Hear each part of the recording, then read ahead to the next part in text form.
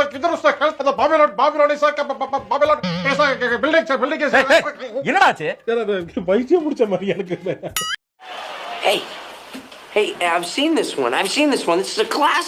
Similarly, the spinal cord attaches the brain and serves as the entry point, the gate to the brain. Honorable Chief Minister has said that such spinal cord should be served and legislated. Markandeyan தெரியுங்களா? தெரியும். சின்ன மார்க்கண்டேயன் தெரியுங்களா? Marks அண்ணா. உங்களுக்கு எல்லாம் ஒரே குழப்பமா இருக்குல்ல? சரி நீ சோஷியல் மீடியா பாக்குற நிறுத்து. தேவையில்லாதெல்லாம் பார்த்து ஒரு மாதிரி ஆகிட்டு இருக்கு. திடீர்னு மைண்ட்ல ஏதோ கான்செப்ட் பண்ணா லூஸ் மாதிரி. brain is a connection is a point. தமிழ்ல பேசுறா இங்கிலீஷ்ல ட்ரான்ஸ்லேட் பண்றா. டேய் உன்னை இதெல்லாம் யாரா கேட்டா? யாரா நீ? இதெல்லாம் யாரா உன்கிட்ட கேட்டா? யாரா நீ? Mental specialist. இன்னைக்கு ஒரு செய்தியை நான் பார்த்தேங்க. அந்த செய்தி சாதாரண ஒரு செய்தி தான், ஒரு குட்டி தலைப்புச் செய்தி.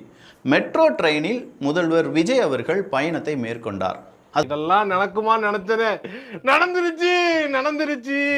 அச்சோ, நான் என்ன பண்ணுவேன் பெருமானே? டேய் அவர் எம்எல்ஏடா.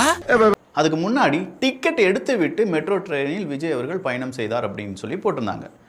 எனக்குள்ள ஒரு யோசனை, டிக்கெட் எடுக்காம மெட்ரோ ட்ரெயினில் எப்படி போக முடியும்? கொஞ்சம் காதை கொடுங்க. அவரா திருட்டு ட்ரெயின்ல வந்தவரு அந்த பேங்க்ல 500 கோடி தரும். அடேங்கப்பா. பணம் இல்லாததால் டிக்கெட் இல்லாமல் திருட்டுத்தனமாக ரயில் ஏறி சென்னைக்கு வந்தவர் கருணாநிதி. ஒருவேளை ட்ரெயினுக்குள்ள டிக்கெட் எடுக்காம யாராவது வந்திருக்காங்களா அரசியல்வாதிகள் அப்படிங்கிறது எனக்கு தெரியல. அப்படி யாராவது இருந்தாங்கன்னா நீங்களே உங்களுடைய கருத்துக்களை கீழே பதிவு பண்ணுங்க. ரயில்ல போகும்போது திருட்டு ரயில்ல தான் போனேன்னு, அந்த ரயில்ல திருட்டு ரயில்ல போனப்பா அதுல ஒரு டிடிஆர் போயிருப்பான்ல, அந்த டிடிஆர் அன்னைக்கே இந்த ஆளை புடிச்சு கீழே இறக்கி விட்டுருந்தானா தமிழ்நாடு இவ்வளவு நாசமா போயிருக்காது. ஒரு பக்கம் இடி, இன்னொரு பக்கம் லஞ்ச ஒழிப்புத்துறை, இன்னொரு பக்கம் நீதிமன்றம், இப்படின்னு சொல்லி எல்லாருமே செந்தில் பாலாஜியை சுத்து போட்டா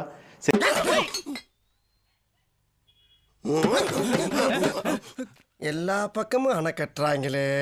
செந்தில் பாலாஜி அவர்கள் நேக்கா கோர்த்துட்டா இருப்பாருங்க. பணம் எங்க இருக்கு? இல்ல ஜெயிலுக்கு போறோம். சொல்லு. நான் சொல்லிடுறியா, அந்த 2 லட்சம் ரூபாய் பணத்தை இந்த வண்டு முருகன் தான் கொடுத்து வச்சிருக்கிறேன்.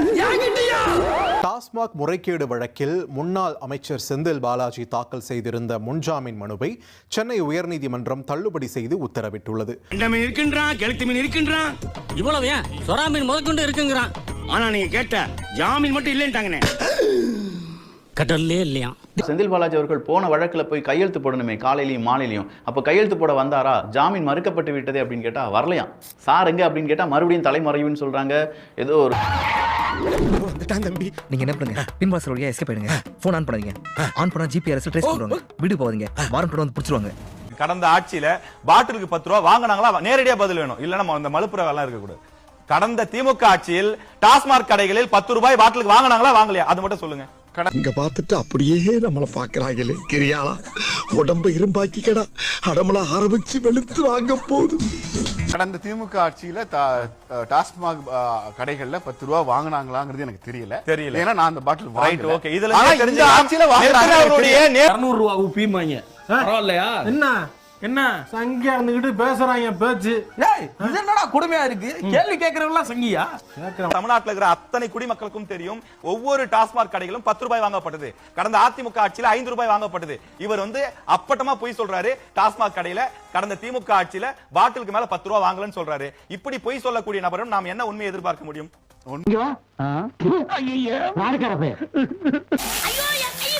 மண்டைய வச்சு அண்டா குடு அப்படி